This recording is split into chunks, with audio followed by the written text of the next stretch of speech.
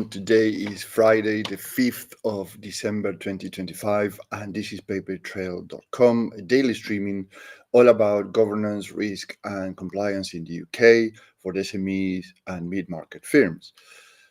Last week, we spoke about closing the loop from risk management treatment to incident reporting. And this week, we are reviewing evidence collection and the compliance bottleneck headaches for the UK SMEs and mid-market firms.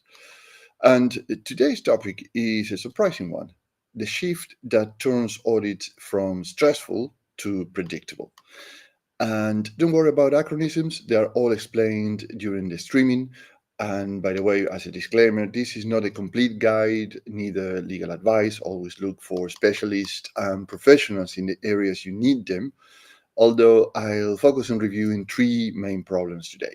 And as usual, let's set the scenario.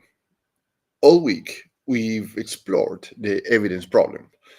And today, we finish with the payoff, which is a mature evidence model transforms audits and build confidence. So what I mean with this is where the efforts turns into an advantage, right? So doing all the things I probably am going to mention today are going to pay off and will turn into an advantage to you, to personally as an individual and for your company.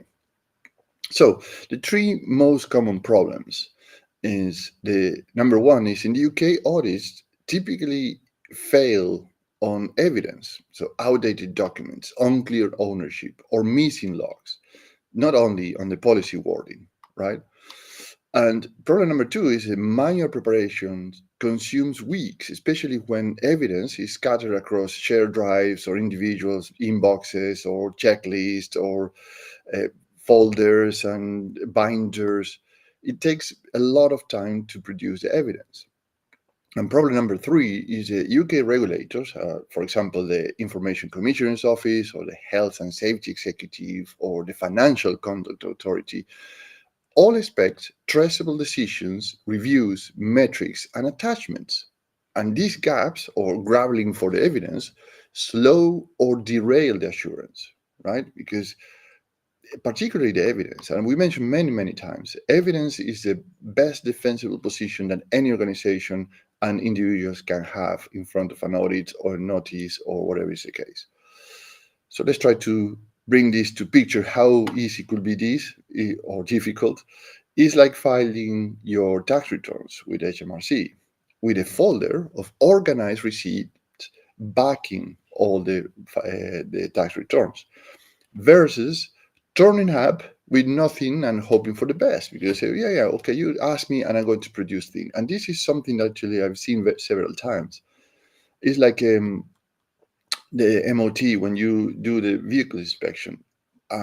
Many people goes and do the inspection, but first people do the maintenance as they should do throughout the year. So when they go to the MOT, there's pretty much something that they write is done, perhaps something that actually went over the top. But most of the time, if you do the regular maintenance and you back up all your information, etc., your car passes very quickly. Other people goes and say, well, let them tell me what I need to do, and I would do that exactly. And that is more expenses, more time, and a lot of things that you it doesn't make much sense, particularly when you are dealing with 16 different frameworks in UK, and we are not counting with ISO yet, or ESG, or SRS, or PECR, etc. So you can imagine if you go for each one of these audits, just let them tell me what I need to produce, is not a good strategy, I would say. But here's a way to solve these three things. Maintain a live evidence model, so attachments, versions, timestamps, and owners aligned with these obligations, not just the frameworks. Consideration number two, grant auditors scope access. So to the exact data they need, reducing the relevance requests and rework. What I mentioned, like, let them tell me what I need to produce. That is a massive friction. And solution number 3, use metrics and history to demonstrate maturity. So the change over time, which is a residual risk, review frequency, and evidence completeness. So there you are. So that is your, for every framework, if you maintain this is the surprising thing that actually will make your audits more easier, and you will anticipate the questions. So you see that there's a layers of complexity here, particularly for SMEs and mid-market companies, where there are no dedicated teams, officials, or personnel within the company to run these compliance requirements. And as I mentioned, this is 16 frameworks if you are in scope, and then you have to count ISO if you're looking for ISO certifications, and ESG, that is coming more and more, even is voluntary or not required. In the supply chain, they start to request these kind of things, and you have to produce all this information, emissions and environment and social proof, etc. So no wonder 73% of UK companies outsource and hire consultants, advisors, or delegate to contractors, according to a PwC report this year.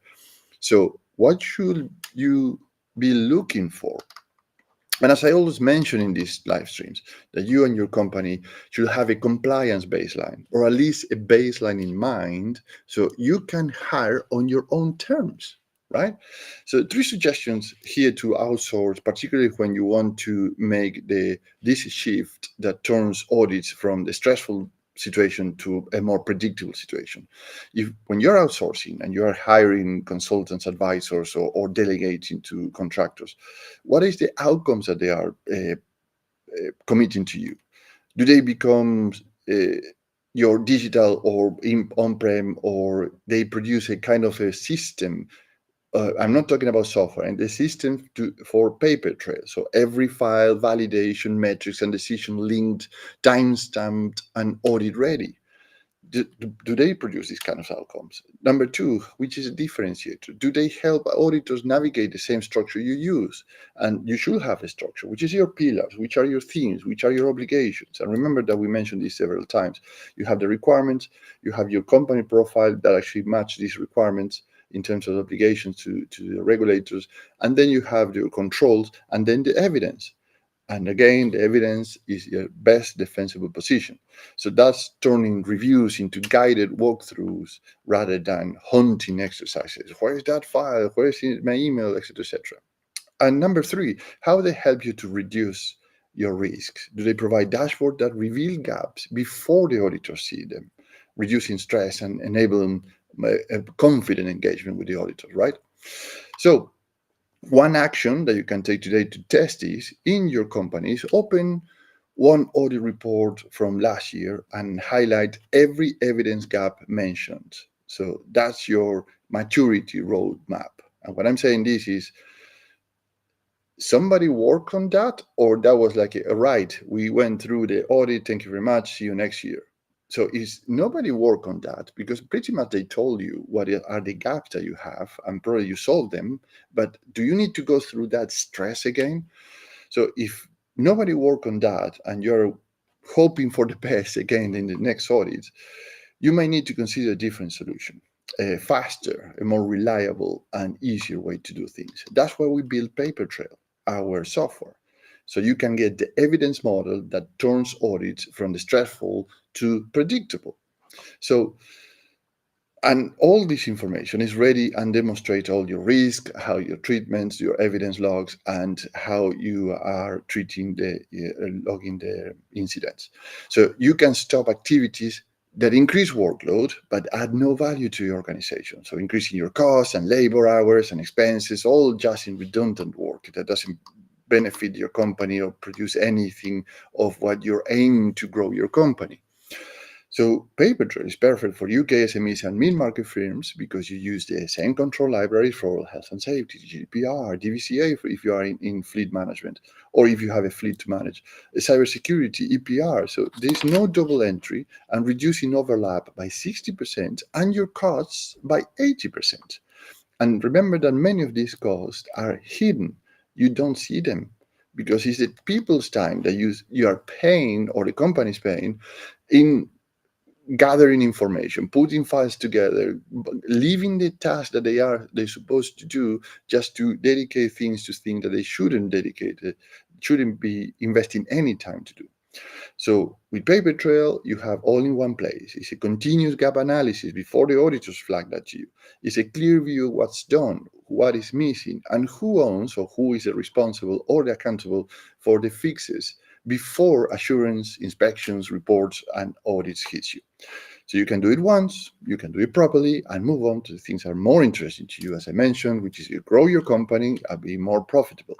So join the waitlist, papertrail.com, and stay tuned because next week we're going to talk about exactly that, people, and how a compliance culture is a supportive culture. It's not a blaming culture in terms of audits, compliance, and evidence. Right. So have a great weekend and see you on Monday. Thank you very much.